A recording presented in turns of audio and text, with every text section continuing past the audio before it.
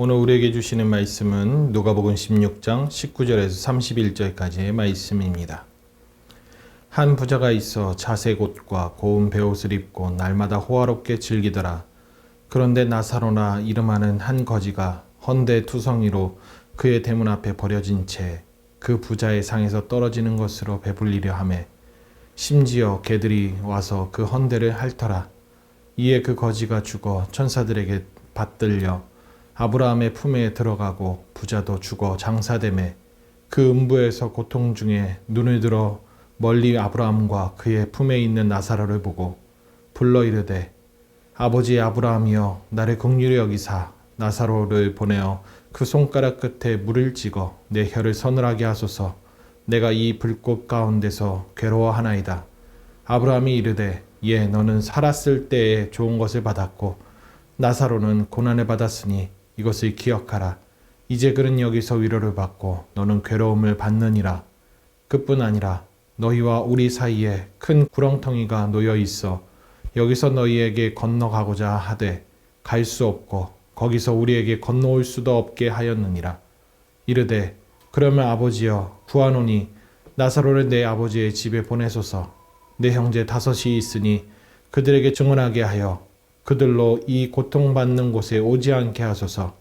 아브라함이 이르되 그들에게 모세와 선지자들이 있으니 그들에게 들을지니라. 이르되 그렇지 아니하니이다. 아버지 아브라함이여 만일 죽은 자에게서 그들에게 가는 자가 있으면 회개하리이다. 이르되 모세와 선지자들에게 듣지 아니하면 비록 죽은 자 가운데서 살아나는 자가 있을지라도 권함을 받지 아니하리라 하였다 하시니라. 아멘. 오늘 본문은 부자와 나사로의 비유입니다. 이 비유는 다양한 해석과 복합적인 면들을 엿볼 수 있는 본문입니다. 오늘 비유는 두 가지가 독특한 부분이 있습니다. 첫째는 비유 중에 실명이 거론되는 유일한 본문이라는 것입니다.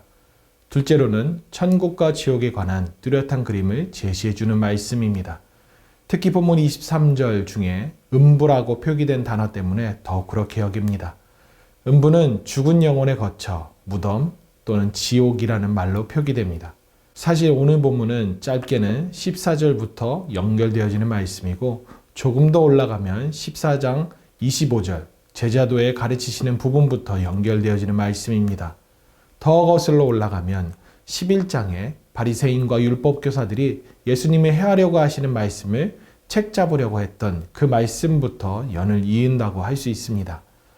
이때부터 바리새인들과 사이가 틀어짐을 볼 수 있습니다. 그러면서 16장 오늘 본문 14절에서 누가가 예수님의 말씀을 기록하기 전에 바리새인들을 돈을 좋아하는 자들이라고 노골적으로 소개합니다. 심지어 바리새인들은 하나님과 재물을 겸하여 섬길 수 없다는 말씀에 비웃기까지 했다라고 설명합니다. 이런 태도를 보이는 바리새인에게 예수님은 오늘 비유로 그들을 향한 권면의 쐐기를 박아버리십니다. 예수님은 한 부자가 있는데 라고 하시면서 첫 번째 운을 떼십니다. 오늘 본문에서는 부자는 눈살이 찌푸리게 하는 진상 캐릭터로 등장합니다. 말도 많고 하는 말이나 행동 하나하나가 다 마음에 드는 게 하나도 없습니다. 이에 반해 나사로는 언급되는 말 하나도 없습니다.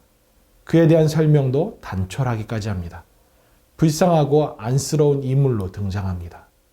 부자는 자색 옷과 고운 베옷을 입으며 날마다 호화롭게 즐겼다라고 합니다. 이에 반해 거지 나사로는 부자 집 앞에서 종기와 괴양투성이로 문 앞에 내팽개져 부자의 식탁에서 떨어지는 부스러기를 연명하는 신세였습니다. 뿐만 아닙니다. 피부는 골마 문드러졌는데도 돕거나 치료해주는 사람은 없고 오히려 개들이 와서 그 상처를 핥고 있는 실상이었습니다.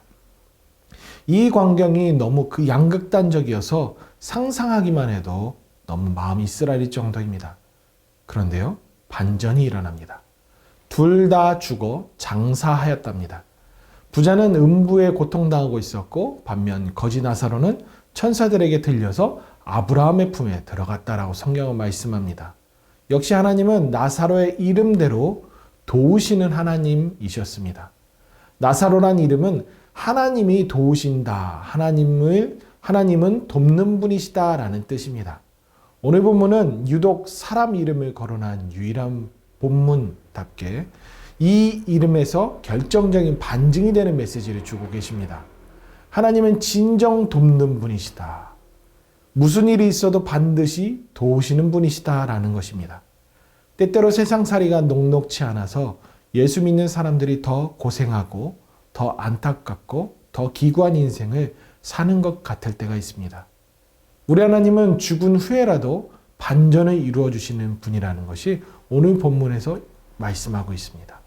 세상에서 순례자로서 나그네로서 사는 인생, 순탄한 게 하나도 없을지라도 우리 하나님은 예배해 놓으신 하나님 나라에서 반전을 이루어 풍성히 누릴 수 있도록 인도하시는 분이라는 것이죠. 비록 이 땅에서 삶이 고난과 역경의 삶일지라도 하나님을 향한 기대와 희망을 잃지 않으시기를 바랍니다. 반드시 우리 하나님은 우리를 돕는 분이시기 때문에 그렇습니다. 음부에서 고통 중인 부자는 눈을 들어 아브라함의 품에 안겨있는 나사로를 보게 됩니다. 여기서 신비로운 사실을 발견합니다. 이 비유가 천국과 지옥의 광경을 묘사하는 것이라면 지옥에 머문 자들은 영원토록 고통 중에 머문다는 사실과 천국과 지옥을 서로 바라볼 수 있는 형태로 존재한다는 사실입니다. 이쯤에서 우린 여러 감정적인 보상과 고통받는 상대를 향한 쓰라림이 우리의 만감을 교체하게 만듭니다. 특히 하나님 믿지 않는 가족이나 친지들이 있으신 분들에게 결코 달갑지 않게 다가오는 말씀입니다. 어쩌면 애써 잊고 살던 우리로 하여금 정신 번쩍 들게 하는 우레와 같은 하나님의 음성으로 들리기까지 합니다. 여러분, 특히 믿지 않는 가족들을 두신 분이 있다면 구령의 열정을 회복하실 수 있기를 바랍니다. 다시 힘써 가족 구원을 위해 기도하고 전하실 수 있기를 바랍니다. 아직 때가 오지 않았지만 아직 안주하고 포기할 때가 아니라는 사실을 기억할 수 있기를 바랍니다. 우리 하나님은 나사로의 하나님입니다. 즉 반드시 도우시는 하나님이라는 사실을 기억하기 바랍니다. 부자는 말합니다. 24절입니다. 나는 불쌍히 여기사 나사로를 보내어 그 손가락 끝에 물을 찍어 내 혀를 서늘하게 하소서. 내가 이 불꽃 가운데서 괴로워하나이다.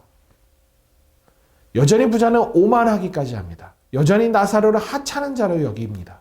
자기가 지옥불에서 고통받고 있다고 제 분수를 모르고 아브라함을 좌지우지하라고 지시합니다. 그리고 나사로를 자기 종부리듯 이리 오라 저리 가라 하기까지 합니다. 인생을 누리던 그런 자리, 군림하던 자리에서 인생을 보냈다는 사람들, 그런 사람들은 죽음 후에도 심판의 자리에서도 휘두르고 군림하려고 하는 그런 모습이 바로 나타나고 있습니다. 이런 사람 꼭 있지요. 살아온 환경이 차이에 따라 인격의 차이를 가지는 사람들이 있습니다. 남들보다 조금 더 가졌다고, 누려봤다고 쉽게 보는 사람, 쉽게 대하는 사람이 있지요. 부자는 나사로와 극명하게 대조되고 있습니다. 하나님의 통치가 머문 곳에 들어왔음에도 불구하고 세상에서 하던 그 스타일대로 부자는 휘둘러댔습니다. 변한 것이 없었습니다. 여전히 하던 대로 합니다. 교회도 그렇지요.